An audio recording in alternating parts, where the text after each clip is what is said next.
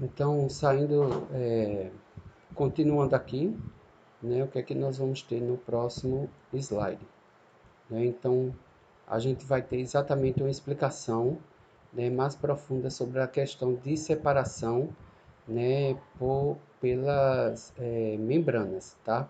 Então, essa separação depende, né, claro, dos furos, né, que permitem a passagem, né, das partículas, né, por essas membranas. E aí você tem aqui a determinação, né, pelo tamanho de partículas do tipo de filtração. A microfiltração, que vai de 5 a 0,2 micrômetros, a ultrafiltração de 0,2 a 0,02 e a nanofiltração, né, que são partículas, né, muito menores.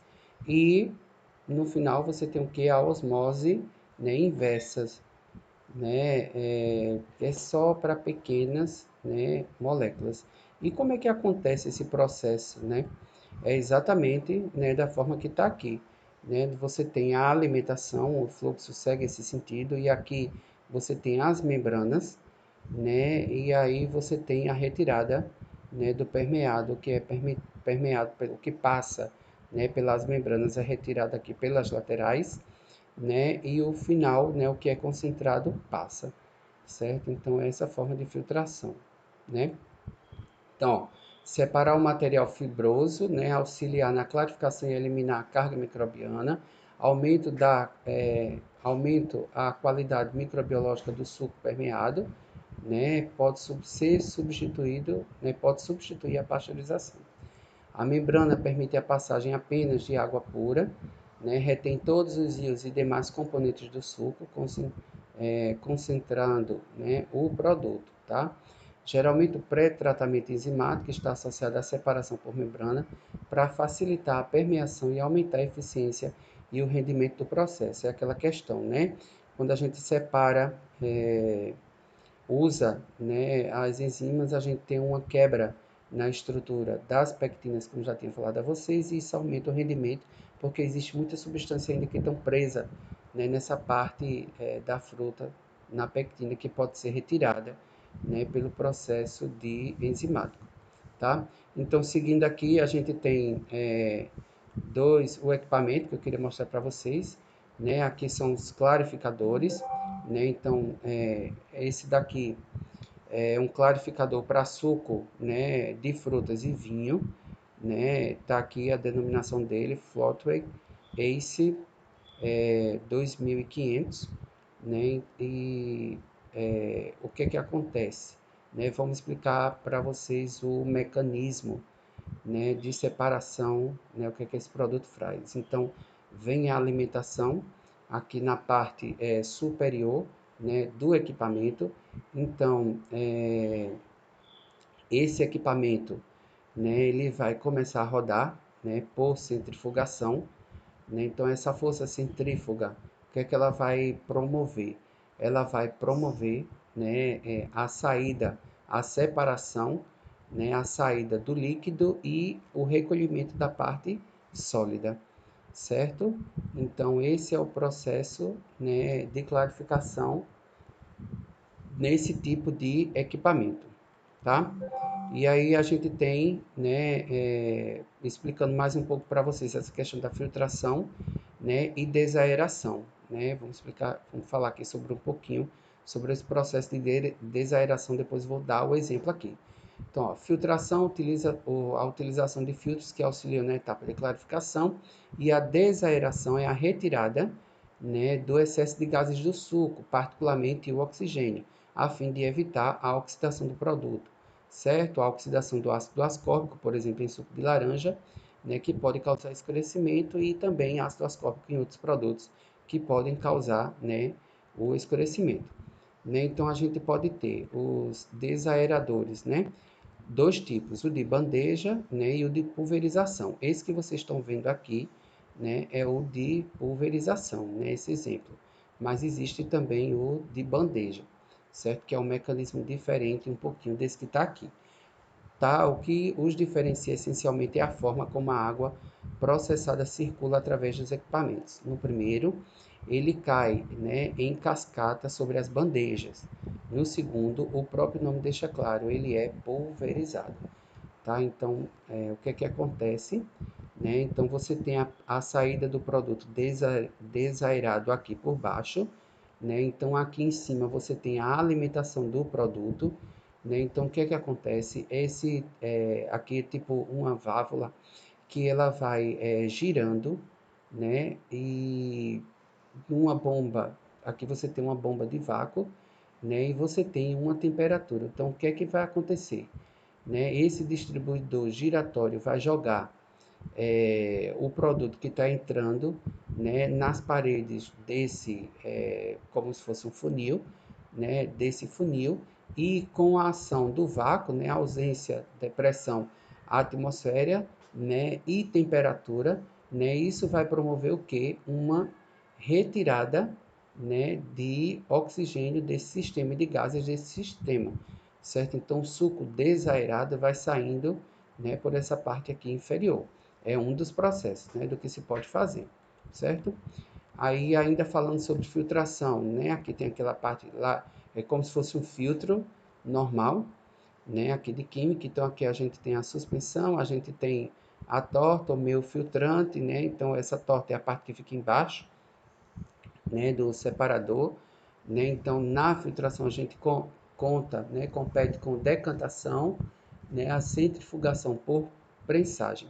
As aplicações para separar líquidos relativamente puros de suspensão diluídas, para fazer uma clarificação total e às vezes até branqueamento simultâneo de produtos líquidos, né, eliminação total do líquido de uma, né, lama já espessada. Então aqui a gente só tem, né, os exemplos, certo? Então isso aqui são filtradores. Esse filtrador aqui que a gente está vendo funciona dessa forma, né? Então o produto é colocado aqui, então sob pressão, o líquido é obrigado a passar, né, por essa membrana aqui. Então aqui tem a saída, né, do produto líquido mais claro, entendeu? Clarificado e filtrado, certo? Aqui também é um sistema de filtração, né, onde tem a alimentação, né, o filtro, o que é filtrado, certo? Então aqui o tanque de dosagem dessa alimentação, né, e eliminação, né, do que era turvo, né, da parte mais sólida. Então são sistemas de filtração, né, usados em indústrias, né, de suco de frutas e hortaliças, tá? Então etapa de processamento de suco de frutas, então a gente não pode esquecer, né, da formulação, certo? É uma etapa importante onde você vai ou diluir o suco integral que está muito concentrado, certo? Ou você pode colocar açúcar e ele ainda permanecer em legislação. Por quê? Porque você pode ir trabalhar até o BRICS, né, que a legislação permite, né? Vamos supor que você está produzindo um suco e a legislação permite que o BRICS seja 14 e o seu produto deu BRICS 10. Então você pode corrigir com açúcar, né? Não vai ser considerado a adição de açúcar no seu produto. Então essa etapa de formulação é importante.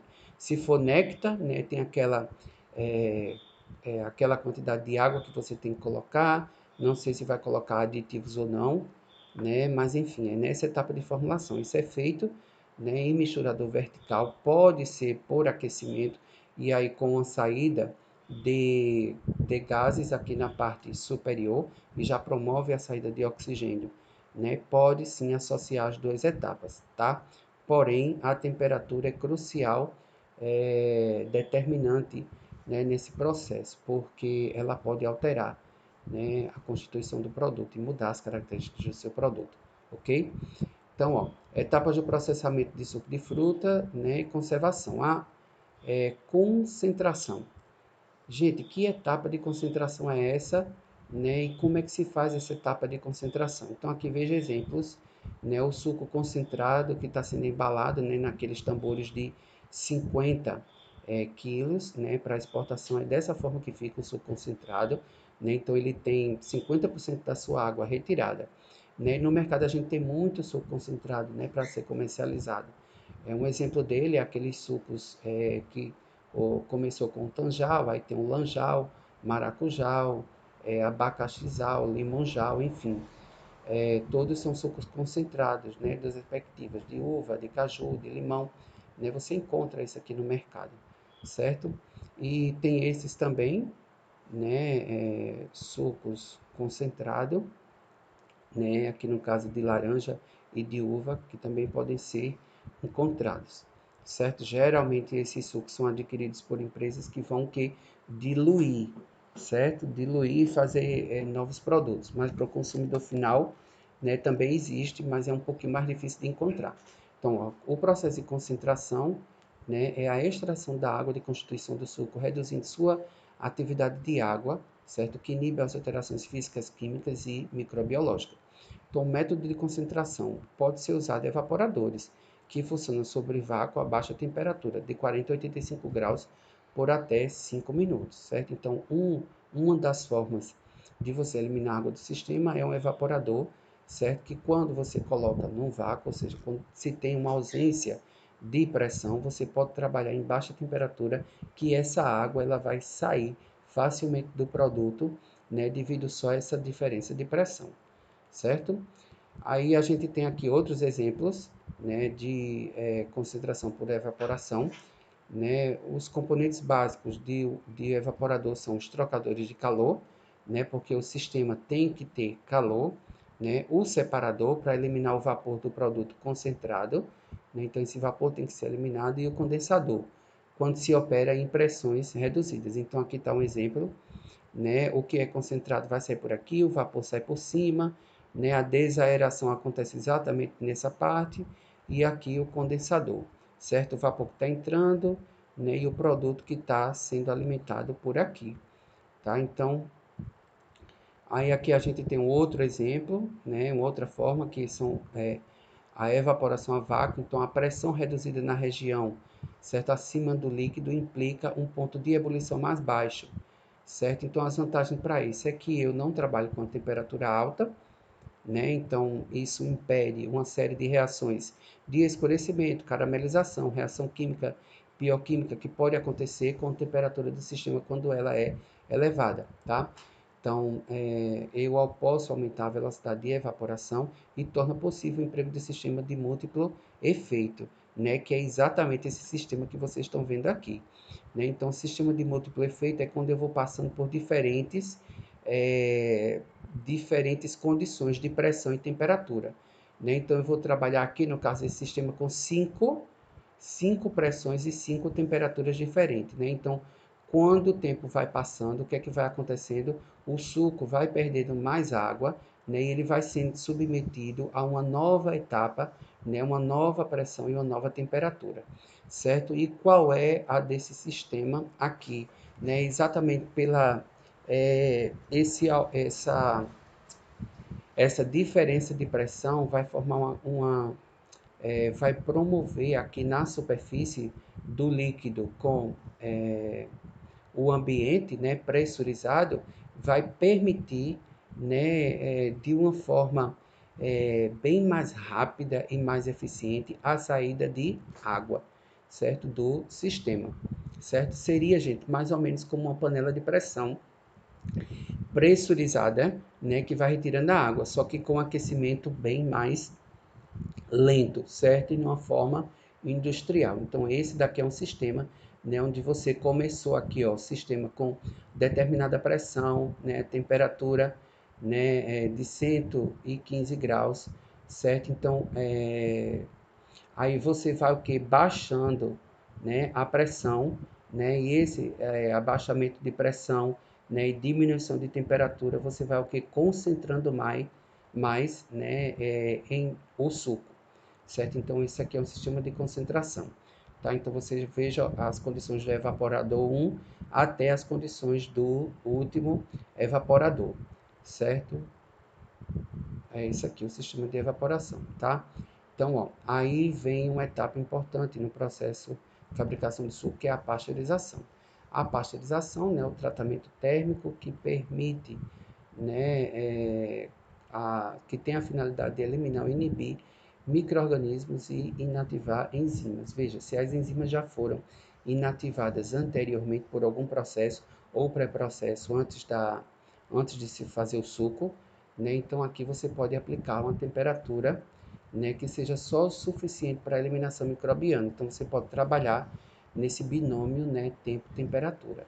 Geralmente, temperatura de pasteurização para sucos e hortaliças vai variar entre 90 a 95, é claro, gente, por um tempo bem reduzido, certo? E tem que ver aquela questão, né, é, um tempo maior e uma temperatura mais baixa, ou então uma temperatura mais alta, né, com um tempo reduzido. Então, HTST, né, que é alta temperatura e curto tempo, e LTLT, que é a baixa temperatura e um longo tempo. Existem esses dois tipos de é, pasteurização.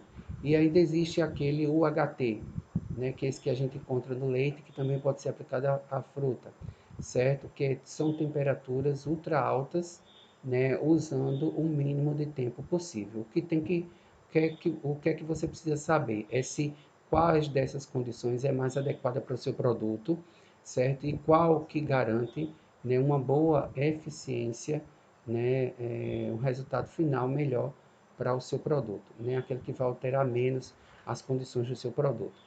Né? Então, dentre os pasteurizadores que eu tenho, posso encontrar no mercado, eu tenho um tubular, né? Eu tenho um tanque de pasteurização, esse daqui tem no laboratório de laticínios, eu acho que você encontra esse daqui, né? O pasteurizadores em placas, eu acho que tinha lá também, eu não sei se está sendo usado, né? Então,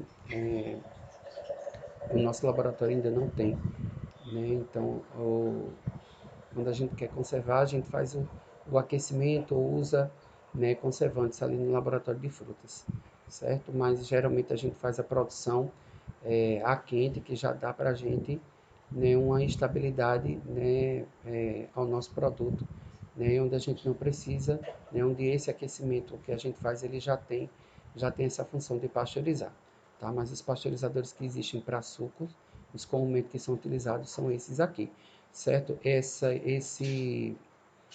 Tanto um como o outro, eles já trabalham a questão da desaeração, né, da retirada de oxigênio do sistema. Pode funcionar para isso também, certo? Então, ó, radiciação, né? O que é isso, né? O que é radiciação?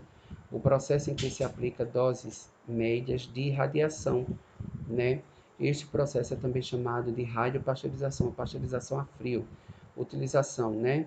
Empregando o tratamento de suco de fruta, conservação de pescados e controle de salmonela nos produtos avícolas, certo? Então, a aplicação, né, da radiação como tratamento, né, de pasteurização, certo? Então, esse aqui é um exemplo do pasteurizador à placa, né? Então, aqui entra o vapor aquecido que vai entrar em contato com o produto, né? E o produto está no fluxo contrário ao do vapor, né? Então, ele vai encontrando o vapor na passagem, né, desses tubos, então ele vai o quê? Pasteurizando, recebendo o calor. Sempre, gente, você vai encontrar em pasteurizador o vapor, não é o líquido. Por quê? Porque o vapor ele é mais eficiente do que o líquido, certo? Então, tem uma transmissão de calor bem mais eficiente do que se fosse a água líquida. Então, geralmente esses sistemas vão utilizar, né, os vapores, certo? Então, o que é que a gente tem aqui mais na frente? Né, o processo, a produção do suco turvo de maçã.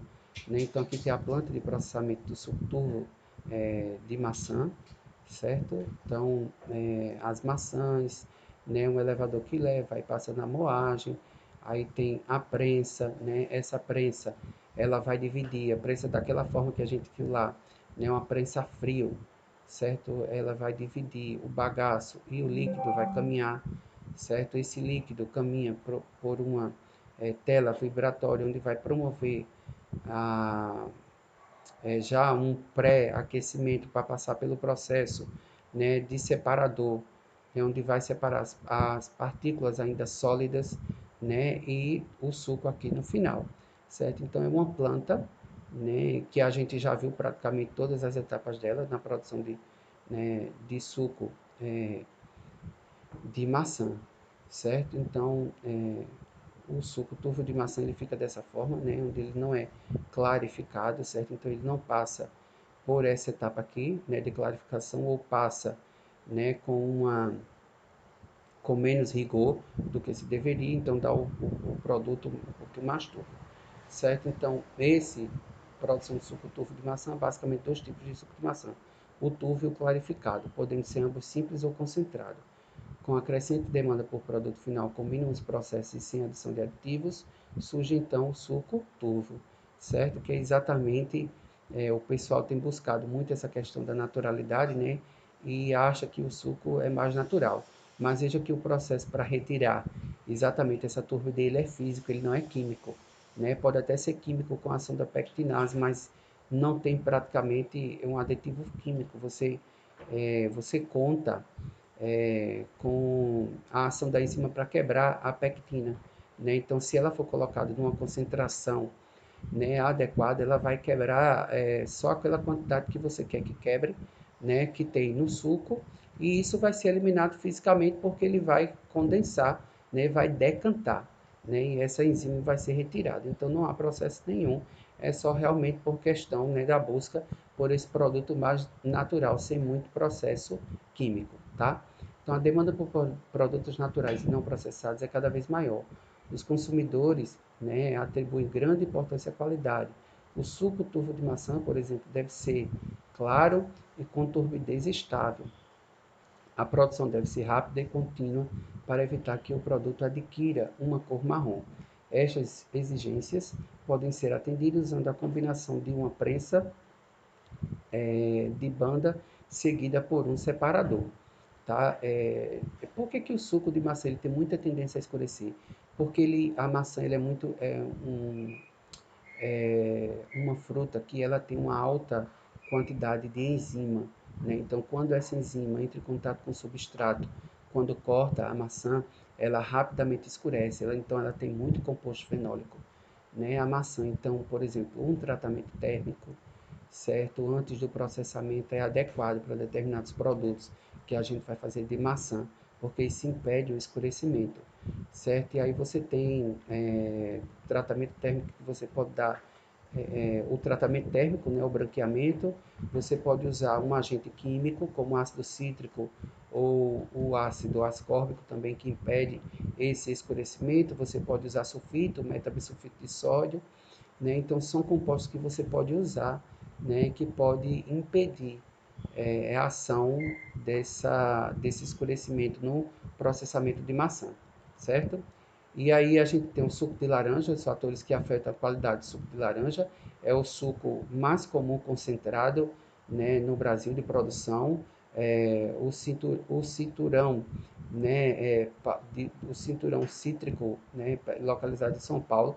Então são várias cidades de São Paulo que produzem laranja e já tem, né, os packing house devidamente preparados, né, para fazer limpeza, sanitização e enviarem para as indústrias que vão promover, né, concentração e exporta esse suco.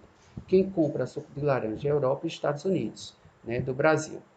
Tá? Então, os fatores que afetam a qualidade nesse suco de laranja, os microbiológicos, né? Então, as bactérias láticas, gente, são as bactérias que devem ser evitadas na produção de suco de frutas, porque elas fermentam, né? Bactérias láticas são bactérias comuns encontradas em fruta, porque ela vem do solo, né? Então, por que elas são chamadas bactérias láticas? Porque não tem nada a ver com leite. A láctea é porque ela vai quebrar, né, ácido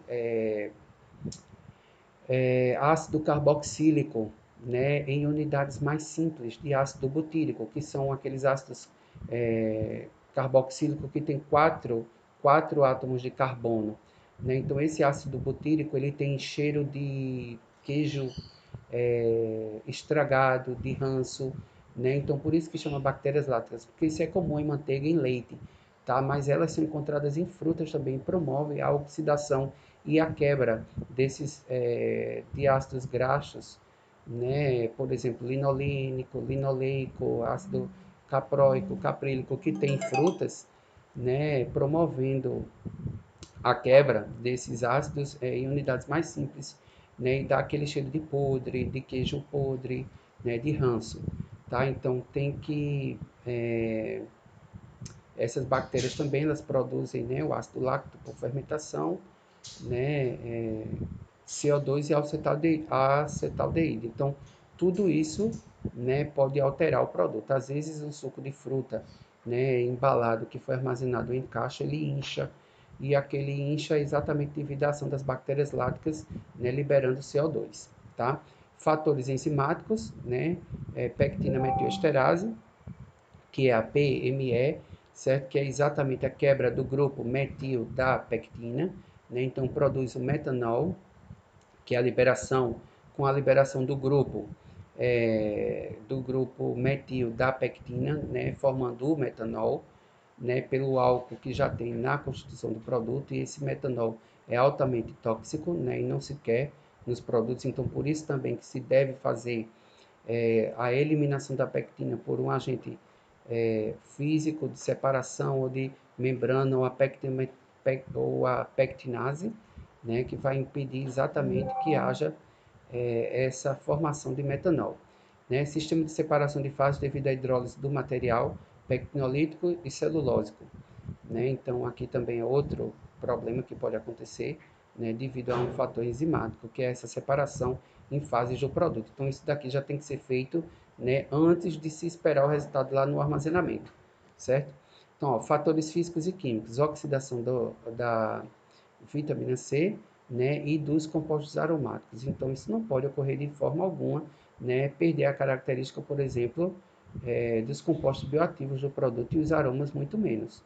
Né? Então, perder cor, aroma, perder vitamina C não é, né, adequado, é o que não se quer em suco de frutas, tá?